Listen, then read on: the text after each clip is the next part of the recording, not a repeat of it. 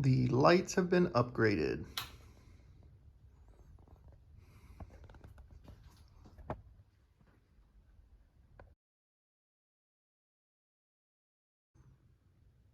I got the lights installed. They're the 4-foot Barrina 40-watt LEDs. Right now, I temporarily have them connected. They're all plugged into a switch. And I just flip the switch, and that's what turns lights on and off. Like I said, it's temporary, so there's some wires hanging, as you can see there, there. But what I did, I have 2 sections to my garage. I ended up putting, I believe, 10 bulbs in here. 2, 4, 6, 8, 9, 11 bulbs in here. And super bright. I was actually going to put more because I bought 2 10-packs. So I have 20 strips, but I only used 11 in here. And in the other section of the garage,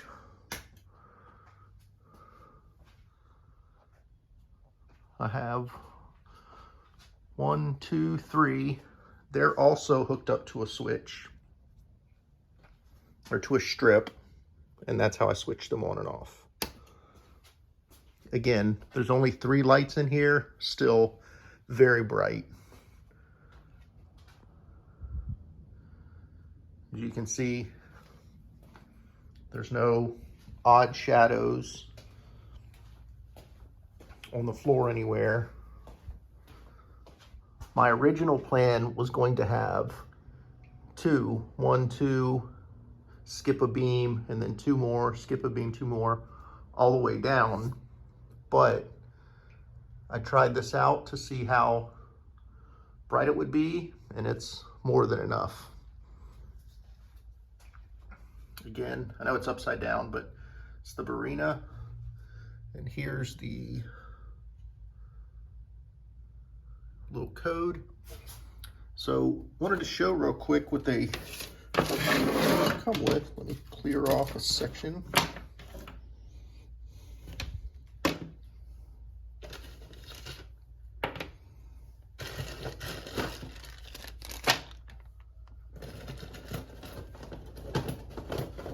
Almost there. All right. So they come with the clips. These are what attach to the ceiling. You just put a screw in the center, and you only need 2. So for instance, I had one on this end, one on this end underneath the light, and the light just pops right in. So that's how they're attached to the wall, or excuse me, to the rafters. They come with plugs that have a switch. So what I did is I hooked 5 bulbs together, daisy chained them with these, which comes with it. I'm trying to get a view of the whole thing. So it's probably close to 4 feet. Daisy chained them together, and then at the end light here, hooked it in. Then I have it plugged in. They're obviously switched on always, and then I just use this switch to turn everything off or everything on in this section. They also come with a plug to hardwire them if you want to do that. I was thinking maybe down the road, but definitely not right now. These are connections, so you can connect 2 of them together. So if there was no gap between these bulbs, and I can still daisy chain them, they would just basically be plugged into each other with this plug right here. So just in essence, make them an 8-foot strip as opposed to a 4-foot strip. I wanted a gap in between mine because I didn't need them to butt up against each other. but it comes with several of those. You can see you got a bunch, a lot. It's not enough for one for each, but it does come with quite a few. I was easily able to do what I wanted to do. And with the daisy chain connections, that made it really easy. Like I said, I still have some wires to tuck in. Nope. But that's what I have for now. I've had them here for probably, I'd say a month, actually plugged up and working, and no issues. And if for whatever reason one of them goes out, I just unplug it there, kind of twist and pull down, it pops it out of the clips, then I plug a new one in. Nice and easy.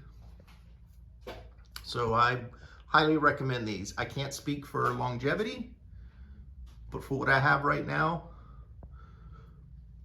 what I've used right now for the past month or so, they work fantastic. I'd highly recommend them. I think when I got them, they were 10 per box, and it was around $120, give or take.